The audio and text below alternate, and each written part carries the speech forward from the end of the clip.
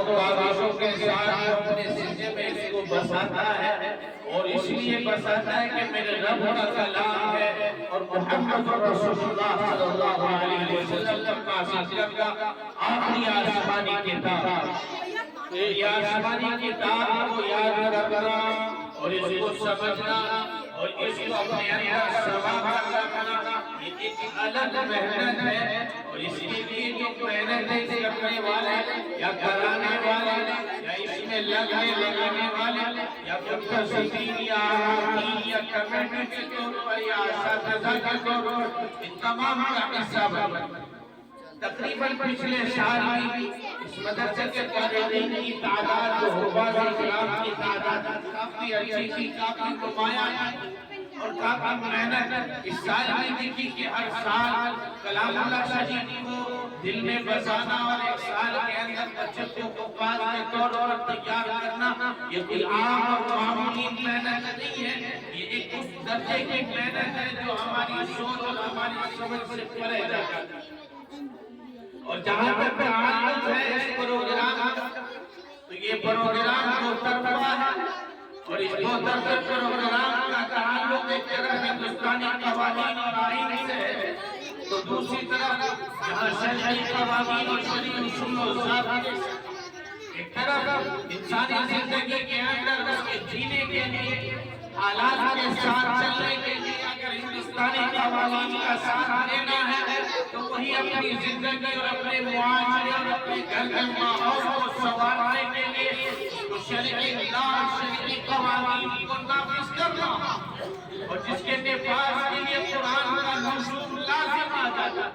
جس کے اندر یہ معلوم ہوتا ہے کہ قرآن کریم کی فصاحت و بلاغت اس بات پر دلیل دیتی ہے کہ ہر نبی کے ساتھ اللہ رب العالمین نے وقت کے معجزے رکھے۔ حضرت موسیٰ علیہ السلام کے ساتھ ان کا معجزہ ان کا عصا، حضرت عیسیٰ علیہ السلام کے ساتھ طبیب اور حکمت کی دلائیاں موجود۔ وجہ یہ کہ حضرت موسیٰ کے زمانے میں جادوگری عروج پر تھی، اللہ نے عصا ایسا دیا کہ وہ جادوگری کے ساتھ جادوگری اس کے سامنے نہ ٹک سکے۔ فرعون کے دربار کے اندر یہ سفولیوں کو اژدہا کا ڈسنا اس عصے کا تھا۔ حضرت عیسیٰ کو حکمت و دانائی عطا کی گئی اور یہاں تک کہ ابھی بھی طبّا بنائے گئے اور بہترین ڈاکٹر جس چیز کا علاج نہیں کر سکتے اگر عیسیٰ اس چیز کا علاج اللہ کے حکم سے کرتا۔ مسئلہ یہ ہے کہ قرآن کریم محمد رسول اللہ پر نازل کیوں کیا؟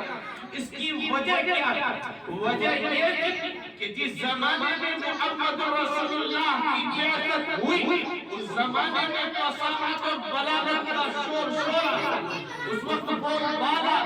اس وقت دنگا فصاحت و بلاغت کا بج رہا تھا، شعراء ادبا بہترین طریقے کے ادبا پیدا ہو رہے ہیں جو کہ شاعری اپنی لفظی کے اندر نمایاں کردار ادا کر رہے ہیں۔ تو اس زمانے کے اندر سب سے بڑا معجزہ قرآن کریم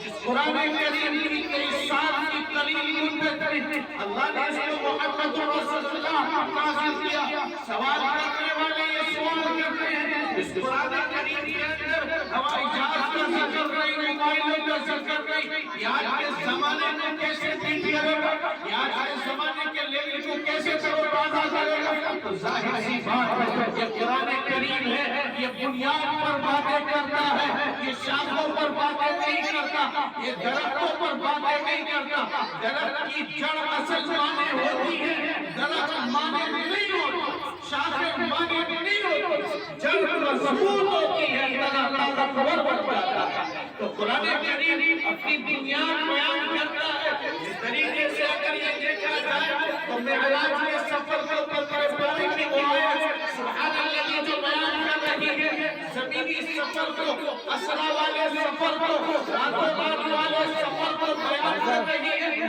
وہ آیت بات کو ظاہر کرنا چاہ رہی ہے، حدیث قدسی کی فصاحت بلاغت اور تفصیل و وضاحت بیان کر رہی ہے۔ قرآن بنیاد ہے اور قرآن بنیاد اس وجہ سے کہ ہماری زندگی میں بنیاد اہم اصول ہوتا ہے۔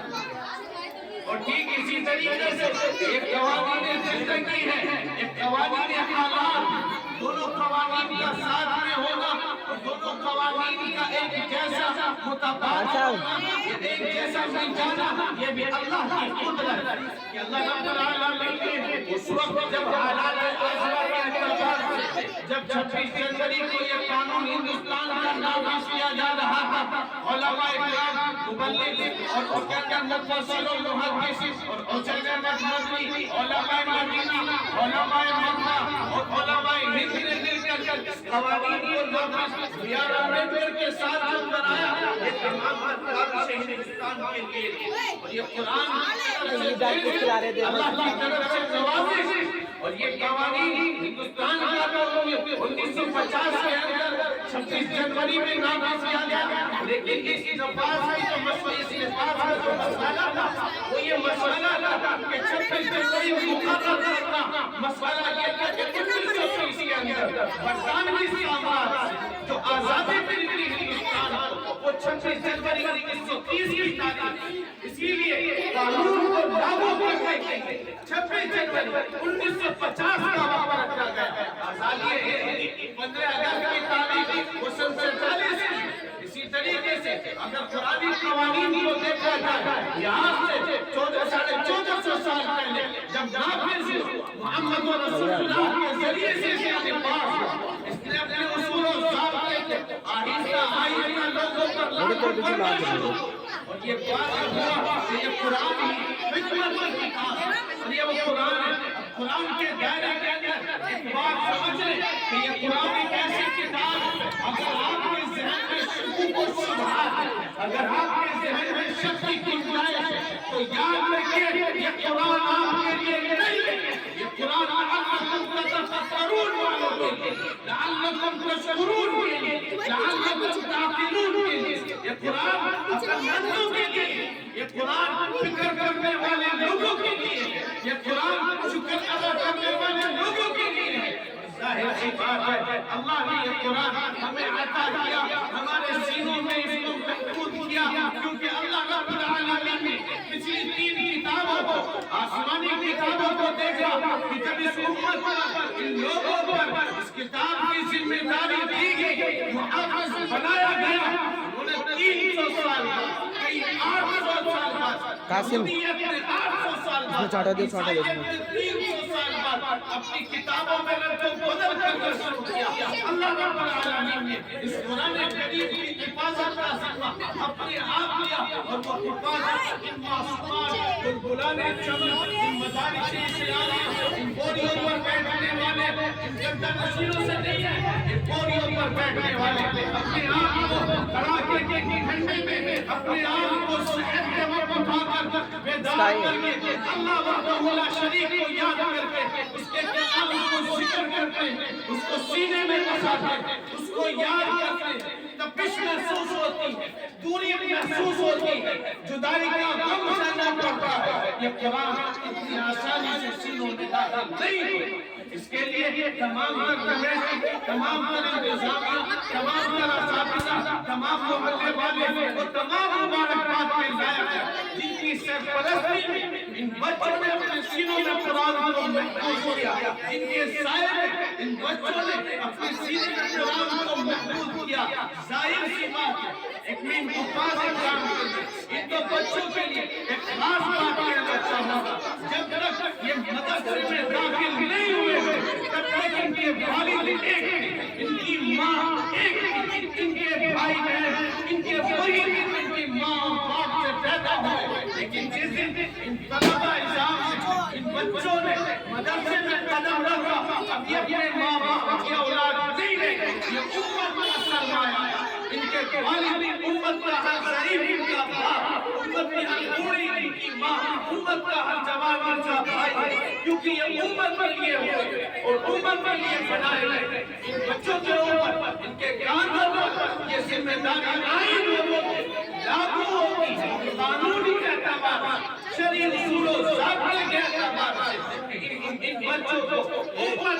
اور فرد کے لیے وقت بخشنا بھی ہے، قرآن کو پڑھنا بھی ہے، تلاوت کرنا بھی ہے اور کروانا بھی ہے اور اس کو سکھانا بھی ہے اور سیکھنا بھی ہے۔ اللہ رب العالمین ہم تمام کو عمل کی توفیق عطا فرمائے۔ اس قرآن کی حفاظت کا ذمہ اللہ نے ہم سے لیا۔ اللہ جس طریقے سے ہمارے سینوں میں سے داخل کر رہا ہے، ہم اس کے لائق تو نہیں ہیں، ہم کوشش کرتے ہیں اللہ ہم سے راضی ہو جائے، اللہ ہم سے راضی ہو جائے، جس طریقے سے بھی اللہ راضی ہو جائے۔